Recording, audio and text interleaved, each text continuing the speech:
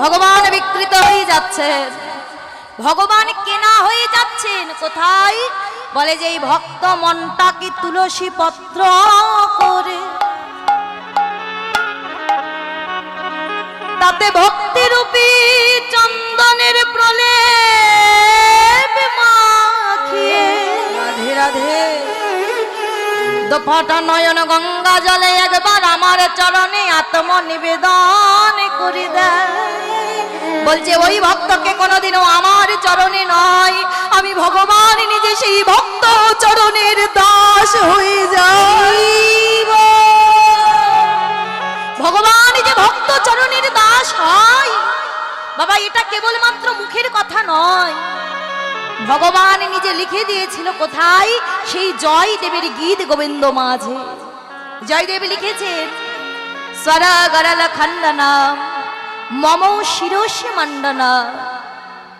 দ্বিতীয় লাইনটার জয়দেব লিখতে পারছে না, কি করে সম্ভব? এ হতে পারে না। ভগবান কিনা ভক্ত চরণের দাস হবে, আমি কি করে ভক্তের চরণটা ভগবানের মাথায় তুলে দেব? কখনো হতে পারে না। ভগবান আমার নিজে জয়দেবের রূপ ধারণ করে পদ্মাবতীর সম্মুখে বসে লিখেছিলেন, দেহি পদ পল্লব মুদারা। ভগবান নিজে হস্ত দ্বারা ভক্তের চরণ খানা নিজের মাথায় তুলে নিলে ভগবান বিকৃত হয়ে গেলে, ভগবান সেই ভক্তের কাছে কেনা হয়ে গেলে।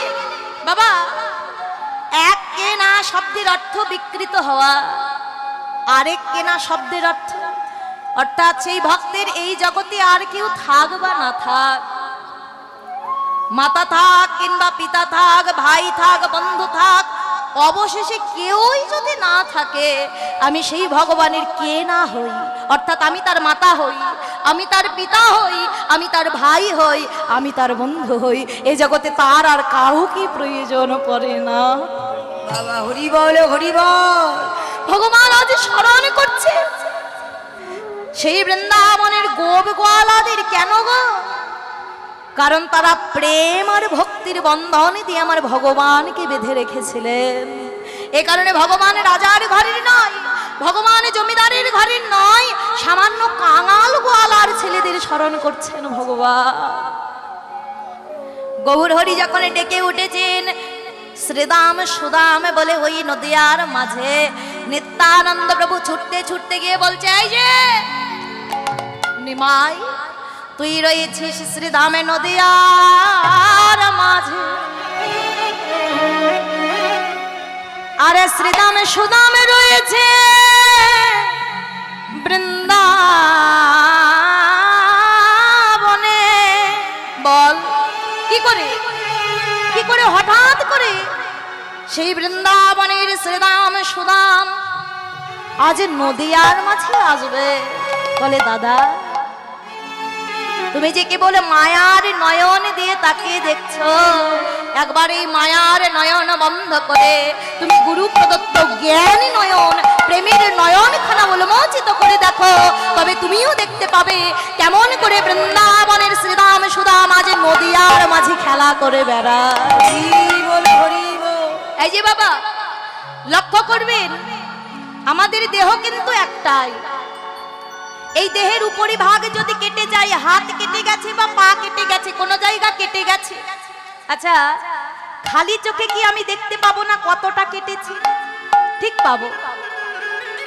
কিন্তু একই শরীরে যদি একবার হাড় ভেঙে যায়, কি গো, ভাঙা হাড়টা কি আর খালি চোখে দেখতে পাওয়া যায়? যায় না। ওই ভাঙা হাড়টা দেখতে গেলে আমাকে যেতে হবে একজন হাড় বিশেষজ্ঞ ডাক্তারের কাছে। মাগো লক্ষ্য করুন, আমি ডাক্তারের কাছে গেলাম বটে, ডাক্তারের অনেক বড় বড় ডিগ্রি থাকতে পারে, কিন্তু একজনের ডাক্তারও কি কোনোদিনও খালি চোখে বলে দিতে পারবে যে রোগীর শরীরে কোথায় কতটা হাড় ভেঙেছে? সম্ভব নয়। ডাক্তার একটা বস্তুর সাহায্য নেয়, সেটা কি? এক্সরে। ওই এক্সরের আলোতে, রঞ্জন রশ্মির আলোতে ধরা পড়ে যে রোগীর শরীরে কোথায় কতটা হাড় ভেঙেছে। তাহলে শরীর আমার একটা, উপরিভাগ কাটলো, আমি খালি চোখে দেখতে পাচ্ছি, কিন্তু ভেতরে হাড় ভাঙলো, ডাক্তারের কাছে গিয়ে এক্সরে করার প্রয়োজন হচ্ছে। ঠিক তদ্রুপ বলছে সংসার হলো একটাই। এই সংসার মাঝে কে আমার মাতা, কে আমার পিতা, আমি এটা খালি চোখে দেখতে পাই। কিন্তু এই সংসার মাঝে যে একজন পরম পিতা সদা সর্বদার জন্য লীলা করছেন, আমি সেই পরম পিতার লীলাটা দু চোখে দেখতে পাচ্ছি না। বলে হ্যাঁ গো, কেউ যদি এই মায়ার সংসারে আবদ্ধ থেকে সেই পরম পিতার লীলাটা দু চোখে দেখতে চাও, তবে একজন গুরু রূপী ডাক্তারের কাছে গিয়ে যেই দিন জ্ঞান রূপী এক্সরের আলোটা নয়নে নেবে, নিতাই গৌর হরি বলে বলে সেই দিনে দেখতে পাবে ভগবান লীলা।